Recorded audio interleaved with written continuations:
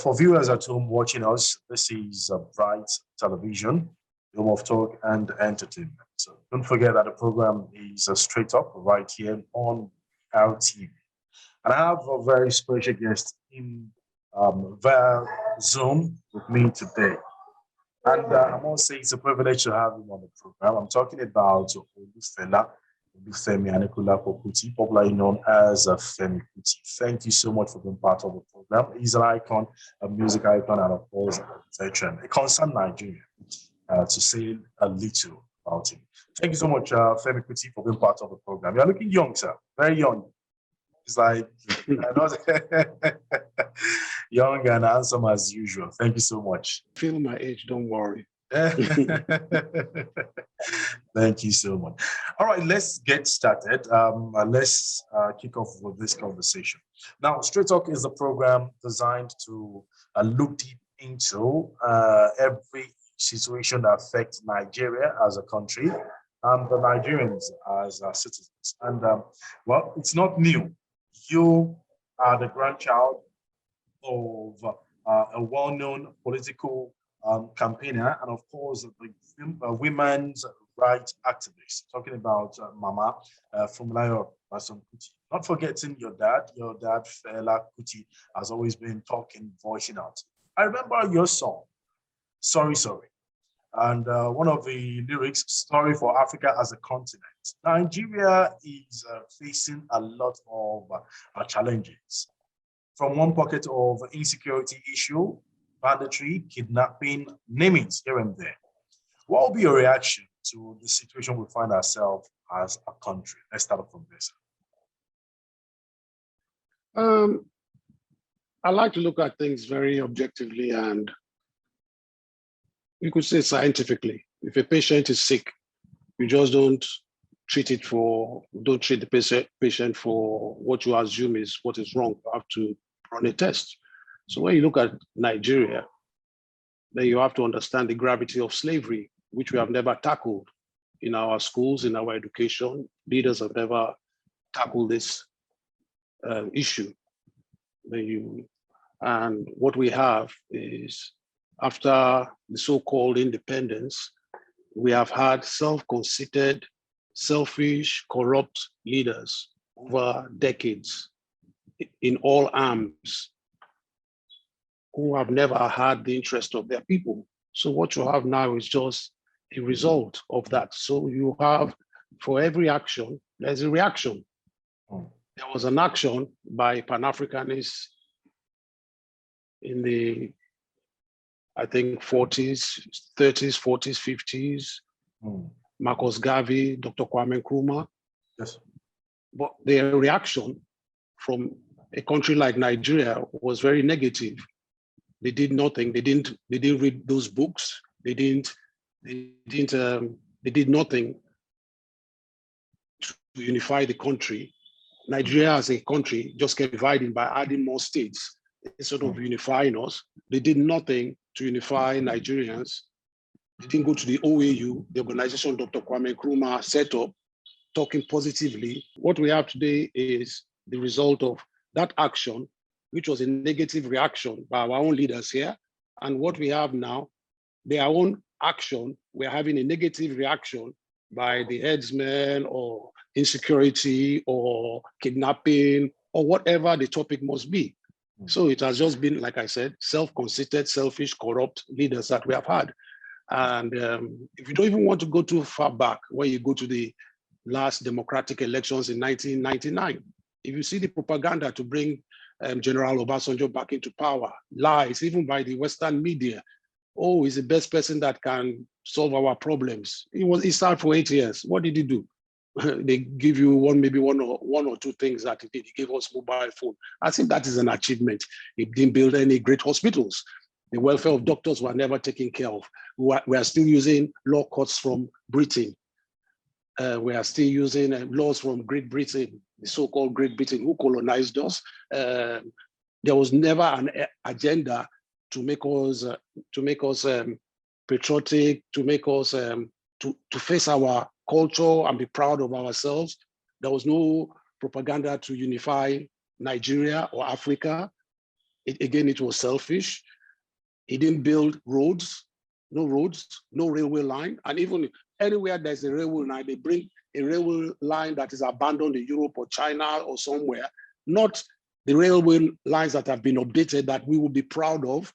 I mean, education, look at the government schools, even where they build the government schools, the education inside those classrooms are still lousy, because when you compare the education in the federal government schools to private schools, it's still 0% or -10.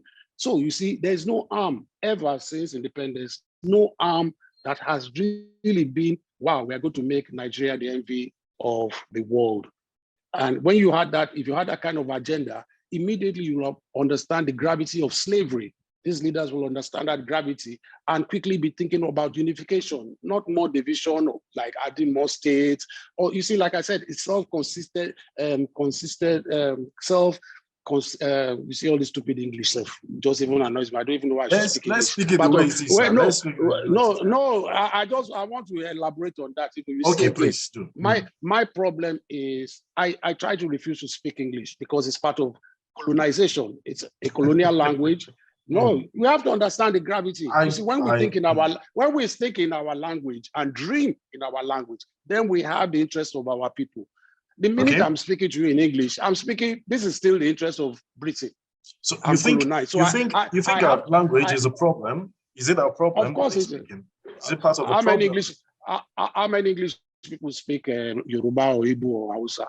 How many? Maybe one or two. And when you find one, the whole of Nigeria will just go ahead. Yeah, there's a white person speaking our language. I think that is the whole nation of 200 million speaks their language, and then we are happy because of one person. Is it in their curriculum in their schools to speak the language? When they come to speak, when the ambassadors speak to us, do we tell them we don't understand English and they should get a translator and speak to us so we understand what they are saying? Translate it in our language. Let's understand it properly. When does the Chinese president, prime minister, does he speak to his people in English or his language, or as like the German or the French? They don't. You speak your language. You identify with your people. The minute you start to identify with English, you are seen as a traitor to the culture and the tradition of that people. You don't see the president of France going to England for treatment, or the Queen of England going to France or America for treatment. What do you see? Our own leaders. It didn't even start with Buhari. He's just one of the many leaders that have abused his power, abused us as a people by running and never building our hospitals. You see, all this time, there should have even been a law saying every serving official, government official, must not leave this country for treatment. You see, then our hospitals will have been the best in, well, Africa, and it will be world standard, because then the leaders will know that they have to get treatment here. Their children, their wives, their family, their friends, everybody must be treated here. So the hospitals must be, then our doctors and surgeons will not be leaving this country to go for a better future or where they can practice their profession at peace. You see? So because they know they have abused the system, they have abused their positions, they have abused us, they have abused everything. So everything is dilapidated here. And why? Because I told you again from the beginning, self-consistent, selfish, corrupt leaders. That's all, and that's the reaction. So nothing here that is happening today in Nigeria surprises a person like me.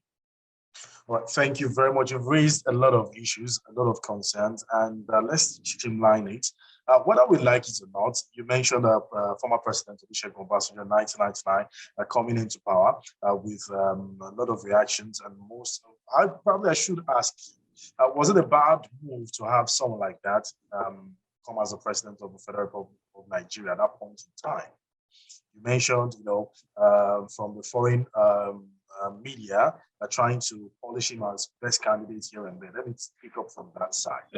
Okay, let's go. Which so-called civilized first world nation has a military officer as their president?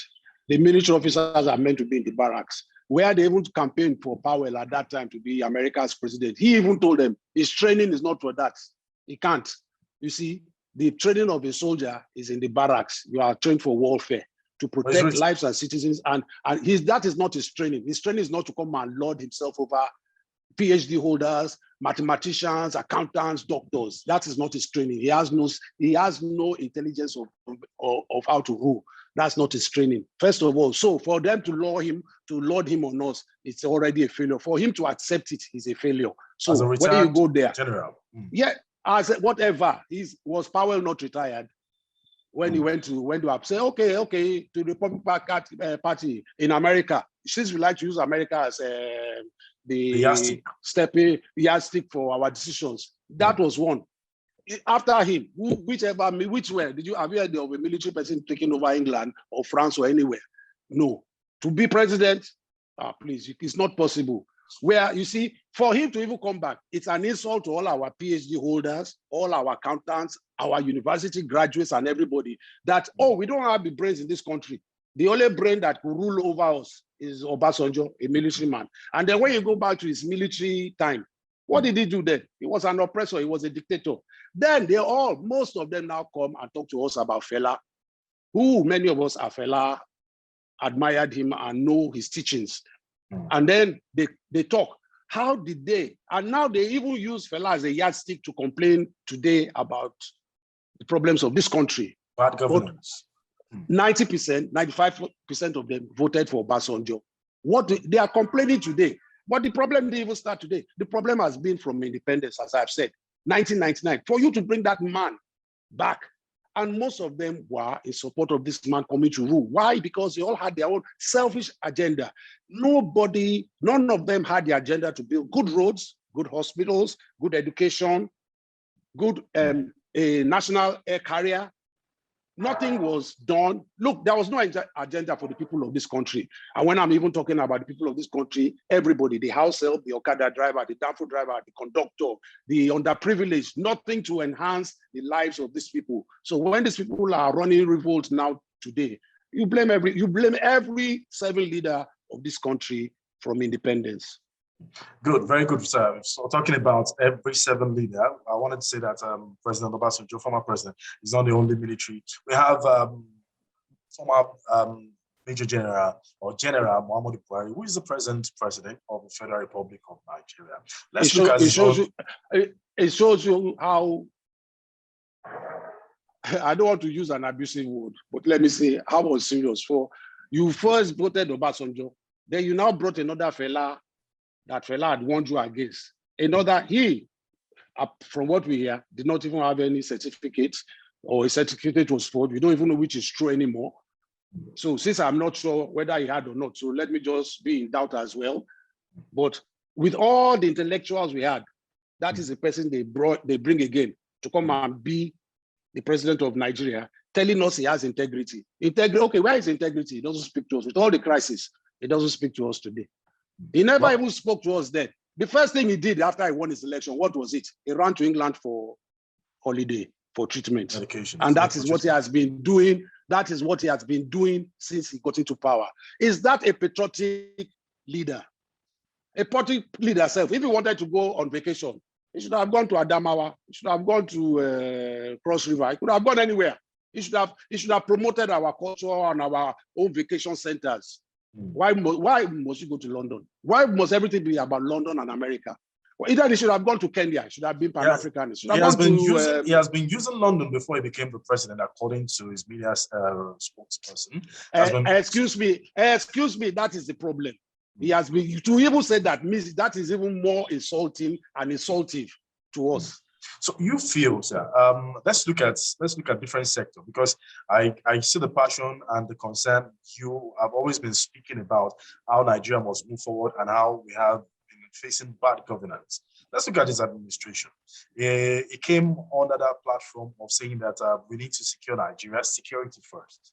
And some Nigerians felt, okay, as a retired general, he should have the expertise, the experience to tackle insecurity in Nigeria. Will you say? Excuse me.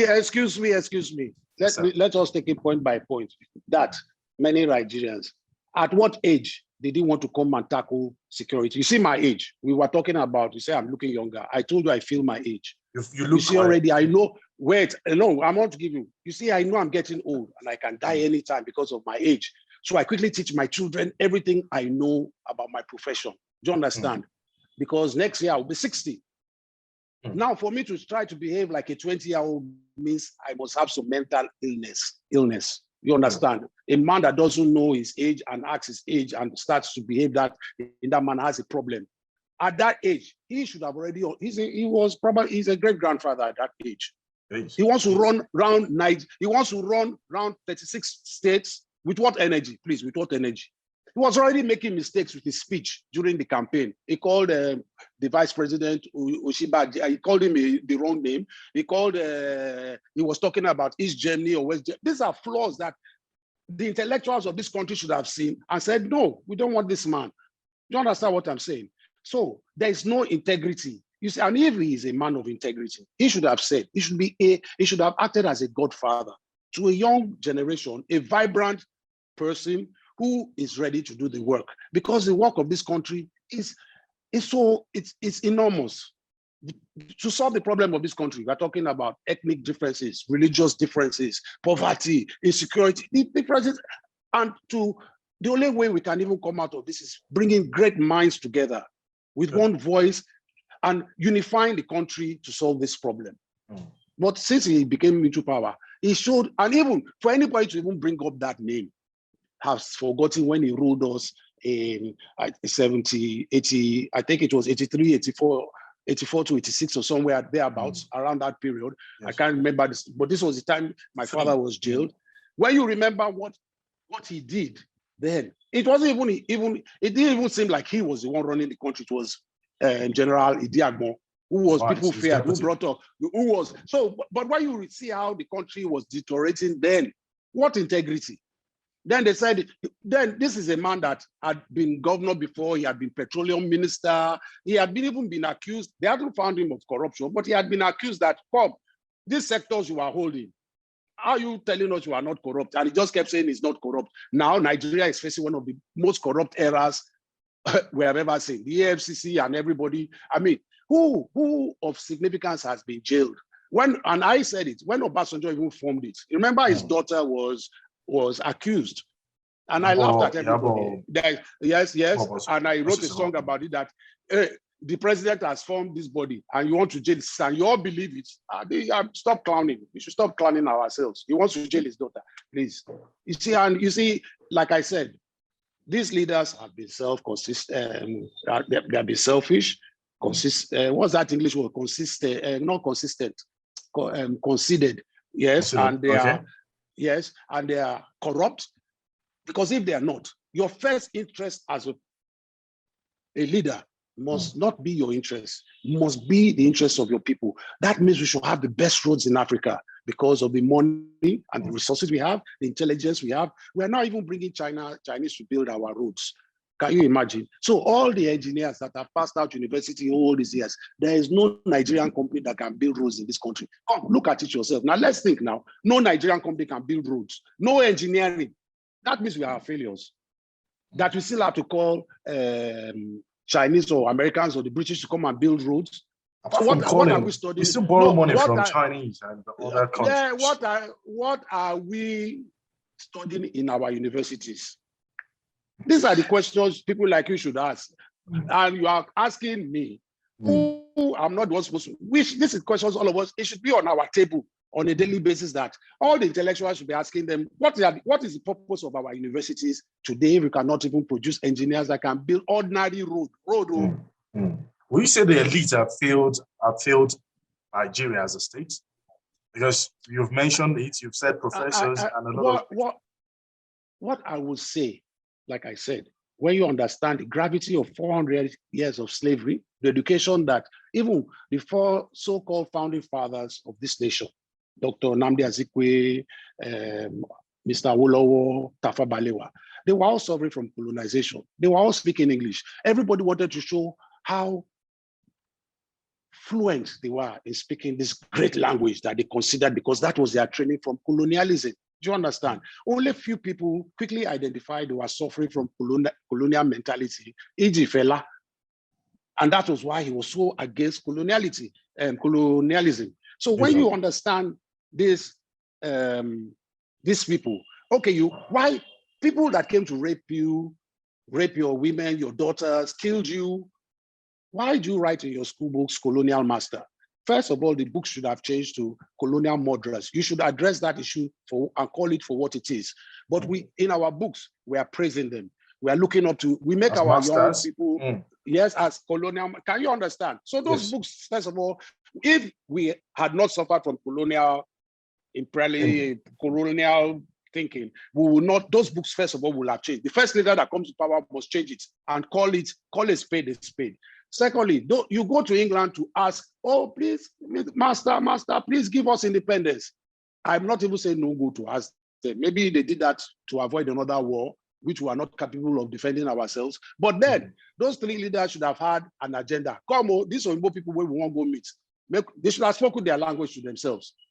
Come on, make them not divide us. Our interest is for our people. But they all went there with their own selfish interests, arrogance, and all the things white people have taught them. So they were at the white man's mercy. The white man could just easily penetrate, tell Dr. Ananjiko, Awolowo doesn't like you, Awolowo, Tafa Balewa doesn't like you. Then they now ask the white man, please come and tell us how to hold elections. They now taught them how to hold elections. You are the leaders. You didn't even need election because three of you could have found a way to just say, okay, the interest of this country, we can do it, and blah, blah. Then you could have come up with your own itinerary, your own. And if they had done that, if they were not suffering from this colonial syndrome problem, maybe you want to call syndrome. Thank you. You are a correct person. Thank you understand. Sir. You shouldn't say they will have been that interest and that matter will have been solving it slowly but surely. Because we'll have been patriotic, we'll have been Pan-African, we'll have been talking to African nations. When Dr. Kwame Nkrumah was talking, he will have been seen as a brother, not as a rival. When Lumumba is killed, he will have been seen that Nigeria will have been sending forces that no, a great man was not this man. And when you see great leaders that people appreciated, Thomas Sankara, these people were just let to die, and Nigeria, a country that's supposed to be the big brother of Africa, did absolutely nothing but maybe talk in the paper as they always just talk, aimlessly and uselessly in the pages of the paper, and they do nothing about it. And then what do? They get contracts. They just borrow. It's the same APC that told us that we can't even produce toothpick. And I was just laughing. You see, they have the propaganda machine to deceive the people, but they don't have the propaganda machine to put those words into action because they are corrupt themselves. Then who is APC or who is PDP? APC is PDP. They're all jumping about like grasshoppers and frogs, all those animals and insects that jump up from here to here. Nobody even knows who is who. You see, so I'm just trying to tell you that you see all of them, this whole batch of people, and any elite that is part of it is part of the problem. But you see, I'm only letting you see the gravity of colonization on a place like Nigeria. We are acting in this manner because Europeans knew we will act in this manner. You see, they knew we will act. Europeans knew we will act in this manner. You think if they didn't know we will act in this manner, they will leave us to govern ourselves. They know that any good African, patriotic African that came up into power was eliminated. So anybody that's not eliminated, you are doing what they want, their wish. For them to be able to have communications with your resources, not you, because you will always be seen as a nigger. They are biased. Yes, as far as they are concerned, they had no agenda for development for you. And if they did, they'll have even been telling us when coups were happening that no, we don't support this government. They should have never done any business with any coup plotter at that time because they were all democratic. The world was fast moving into democracy and they were not accepting it. And you could not even plan a coup in your country. They were part of coups. And then when you go to a story like Patrice Lumumba, they killed him. There's evidence that the American government, the British government, French government, Belgium government, United Nations were all parts that this man must be stopped. He's too Pan-Africanist. He will destroy business. For them. And what is happening to the Congo now? The Congo is still at war because that is where they find all the richest mineral resources, even for us to have this conversation on our telephone because they need the quota. So Congo will always be at war if they want to stop it. Now, I don't believe there's any factory on the continent of Africa where we make ammunitions. So who is supplying the ammunitions? Who makes the ammunitions? Thank you. So they make the ammunitions. They need to sell the ammunitions because they don't have the kind of raw materials we have. So they need to sell the bombs, kill yourselves quickly, kill yourselves, take your bombs, give us, and then when you are fighting, they just take out your mineral resources at ease. Where they should buy a bag of quota for maybe $1 million, they buy it for, they buy it for $100. Wait, let me ask you this question. Sorry, one last thing. My father used to say something. They are buying your oil, but they are buying your oil in dollars. What use is dollars to us? My father used to say, Ben, we should tell them to buy it in naira because that makes our naira important. So they have to look for naira. Thank you. They look for the naira, but we now sell it in dollars. We look for their own dollars to sell our own product. So what has happened? We have killed our currency. And when he was saying this then, he said he was talking rubbish. But you see, the more I think about it, why are we selling our oil in? Why should we sell our oil in their own currency? It's our oil. We should be selling it in our naira. So the more, when they are looking for that naira, they will look for the naira. The naira becomes very strong because they have to now bring their dollars to buy our naira. Our naira becomes powerful. So I just wanted to raise that again. Thank you very much. I just want to pick this question. You know, you talked about history. You've been taking us back, and many people are watching this program now. Some people are feeling, wow, so all this happened. Do you think it's a deliberate act to allow history or to take history out of school curricular structure? Nowadays, most schools don't take history, don't teach history again. Do you think is it from the colonial master, which I don't think so, or from a deliberate act from the federal government itself? Anybody that is not taking instructions from the so-called colonial master, please, I don't like using, they're not my master. Where you find who you are, you can't call them your master. Where you find anybody acting like that, like I told you, no, from Europeans or whoever, where you are acting in that manner, you have already been brainwashed and you have accepted to be their slave. So our leadership has accepted to be their slaves. That's why we keep running there. We keep running there. The president has just run to Paris summit. See, all your crises, why? Send the vice president, send anybody and be tackling. Talk to us about our problems. People are talking about war. People are talking about restructuring. You are running off. You don't even talk to your people. People are, there are rumors that is not well. There are rumors that is suffering from dementia. Come out and clear these rumors. That is what, when you campaign, look, you see, we didn't beg him. Nobody begs anybody to be, except people that plan coup and they take power by force. But any democratic leader begs, they ask us, please vote for me. And then when we vote for them, how do you become our Lord? We are your masters. You are a public servant. And anybody that serves this country must understand they are public servants. And the people have to understand that these people are public servants. So anybody that behaves in the manner you have just addressed is a sanctioned slave, labeled, is on his forehead. They have accepted that they are going to give them one little apartment in London and they will sell our resources. So they have, look, these people don't have any interest in this country. Let's talk about President Buhari. Tell me one hospital, even the hospital in Abuja cannot treat him. Well, is that not a failure? Is that not a, no, I'm asking you a question. You have been asking me a question. Is that not a failure of a government? Well, I would say that lessons have been learned during COVID-19. Excuse I just want to raise a point, sir. No, I will not let you ask me if you don't answer my own questions. If you want to be diplomatic, because when you ask me a question, a person like me cannot be diplomatic. So I excuse me, you put my life and my family on the line when I'm talking like this because I become a target, and like my father became a target. And you see, people in this country don't know how many times I've been targeted. People don't know how many times I've had death threats and all that. People don't know what has happened in my career. People go on social media and talk a lot of garbage about somebody like me they don't even know. I just don't answer them because I went to Ojota. They think I compromised myself. They don't even understand what happened at Ojota. They don't understand why I pulled out of Ojota. But they even still campaign and say, I see on social media that I supported Buhari and blah, blah. They talk a lot of crap. So when you ask me questions and you want me to be straightforward with you, when I ask you a question, even if you don't know, just say it's better you say, I don't know.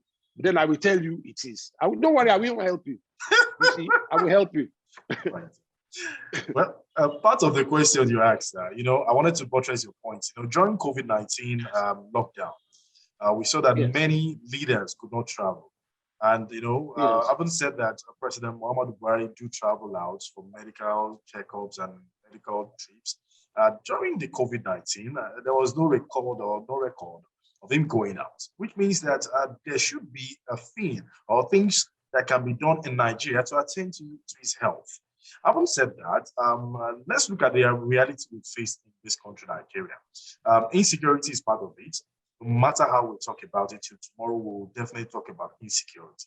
Southern governors have come out to give a joint statement saying that they've already banned grazing in southern part of Nigeria. Reactions from everywhere.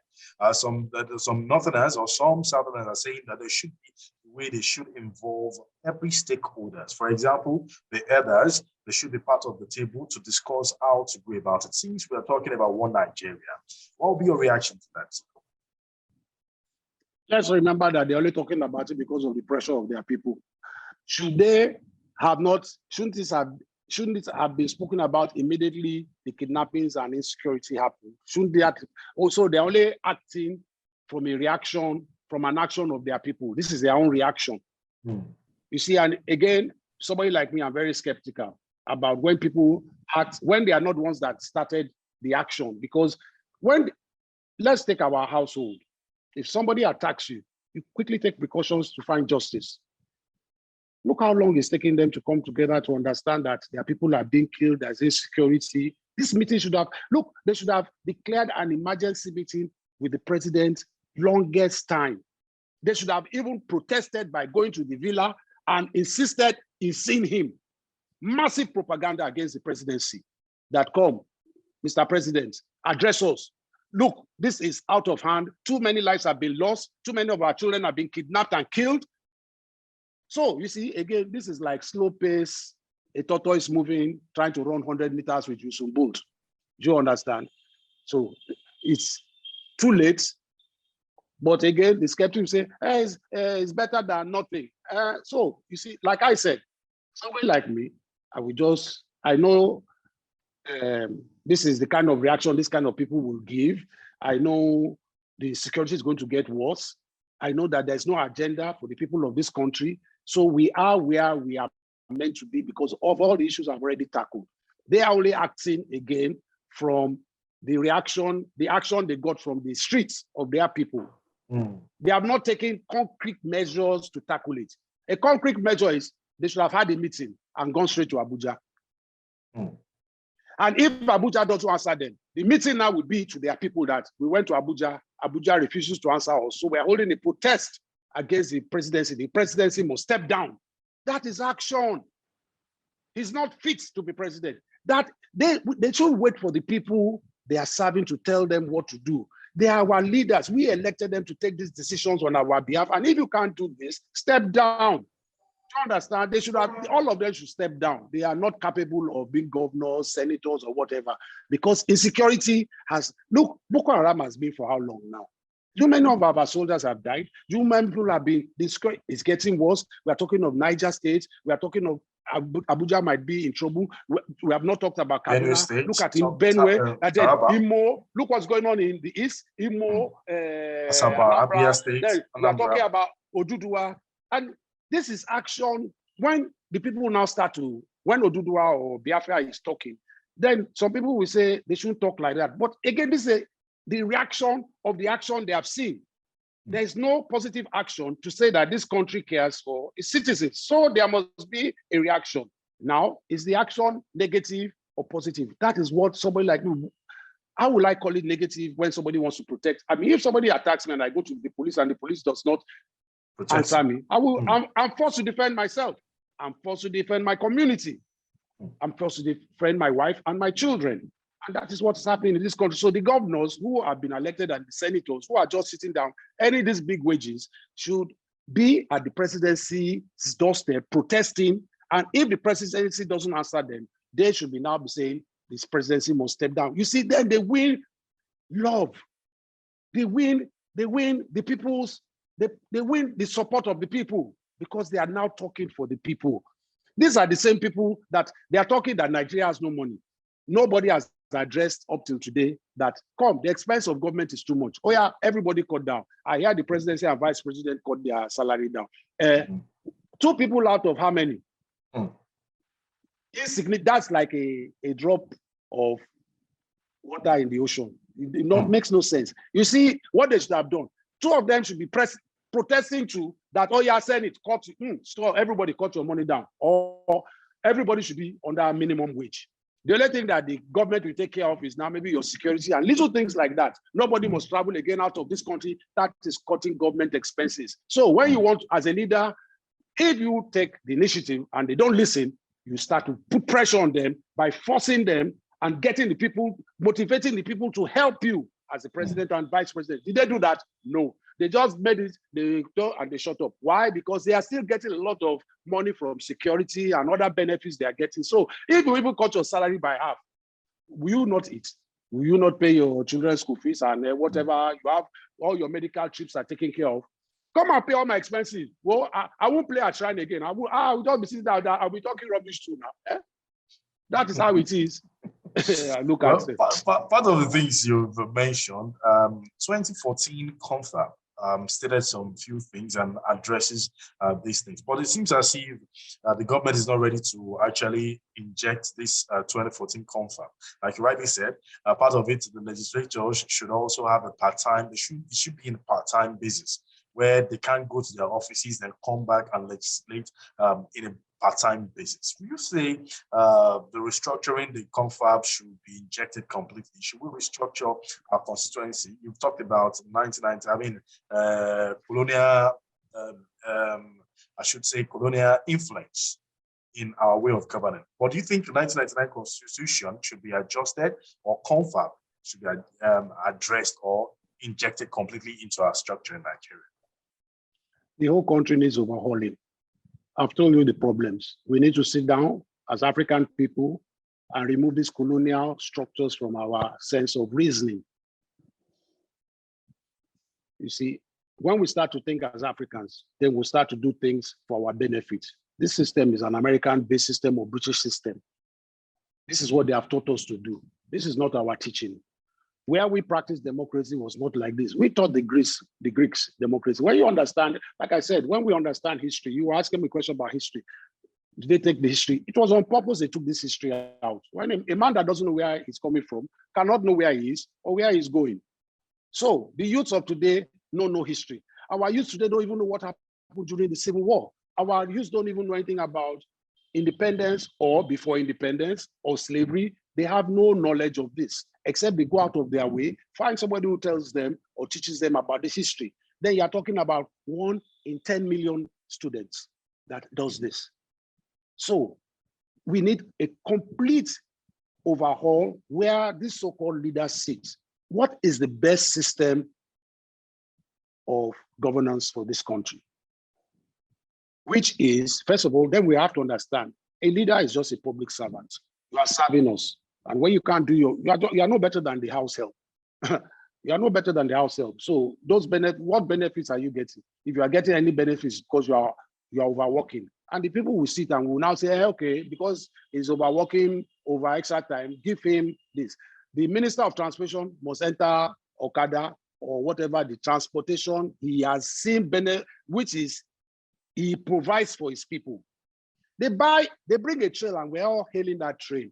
You see, I give you an example. If you take somebody from Abeokuta to Muritala Mohammed Airport, who has never seen anywhere, he will say, wow, what is FEMI KUTI or what are all these people talking about? This is so beautiful. Why? Because he hasn't seen Charles de Gaulle. He hasn't seen Frankfurt Airport or New York. He hasn't seen the international airports. Then he will know that Nigeria Airport is no better than a dirty buka. It's an ugly airport that has never been updated since it was built, and it keeps dilapidating. Every time they even do something, by the time you travel, come back, that thing that they have put there because they did not use the correct funds to do it, it spoils. The AC won't work, the things that turn around to bring your luggage, everything. Look, we all know. We all know the truth. And it's so painful to speak the truth, because when you even speak the truth, you are seen as not being patriotic. But if you don't speak the truth, we'll just remain. We'll just if you say it, you die. If you don't say it, you will die. So we have to say it. If you don't say it, we die. If you say it, we have to say it. we have no choice anymore. You see anybody that even says, you see, the unfortunate, I would like to say, the fortunate thing now is when you complain, the way I'm complaining now, or the way I'm talking now, I've been doing this for 40 years throughout my career as a musician, and they talked me down ever since. Unfortunately for me then, there was no social media. So they talked me down and drowned me. So I made my name outside this country, in France, in England, Europe, Germany, and America. It took over a decade for Nigerians to even start to listen to my music. They even believe Sorry Sorry was, a lot of people still believe Sorry Sorry was written by my father, but it shows you how political involved I was. With social media now, it's not like I've lost interest. It's just, I don't have the will to start arguing. I'm a musician, first and foremost. I'm not a writer. I'm not even a talker. I'm not a speech giver. So you don't see me at seminar. That's not my job is to play music. And I sing about things that bother me most. Poverty, corruption, insecurity, these things bother me, is why I sing about them. Because even as a British citizen, because from my mother's side, I'm not suffering from that colonial mentality where I want to show up, oh, I have my British passport, I'm a British citizen, and I want to oppress my brothers here, that I can go to England anytime I want. That is not my objective. I wish we had a passport that was Pan-Africanist, that I could go to South Africa with my African passport. But we see with my British passport, I can get into South Africa. And with my Nigerian passport, I have to go and queue for a visa. You see the problems on this continent are grave. They are so serious that the leaders have not tackled it and have no agenda whatsoever to tackle it, because they are all self-considered, this is stupid English. Self-considered, considered and selfish and corrupt. Because if they were not, you see, me, I don't even speak English. They all know all these big English words. And when they use these big English words, they use it to oppress their people.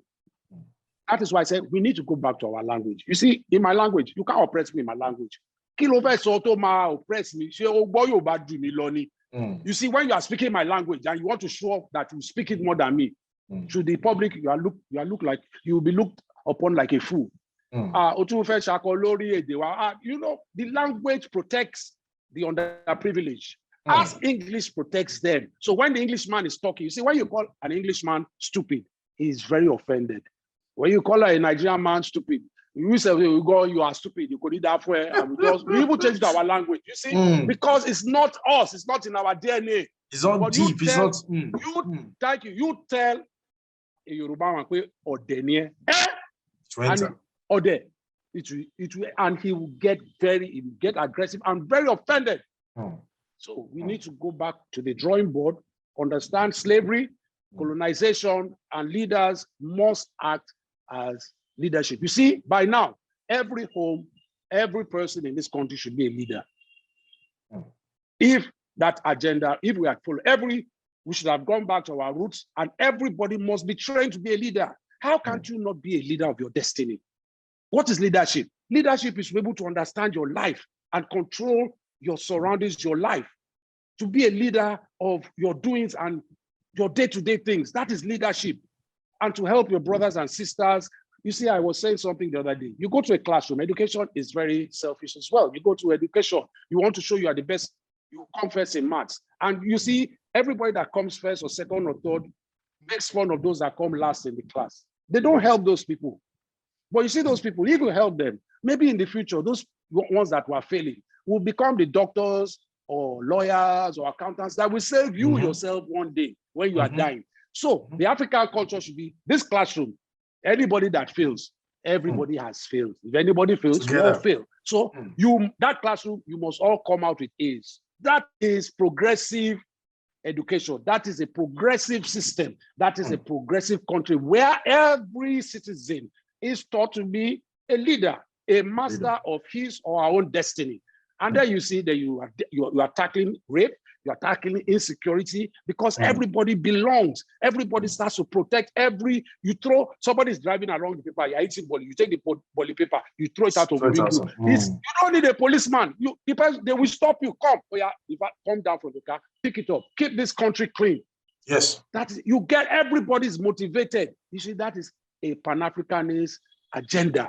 And our leaders, unfortunately, have failed that. Having said that, I hope that's your last question. I have to Yes, yes.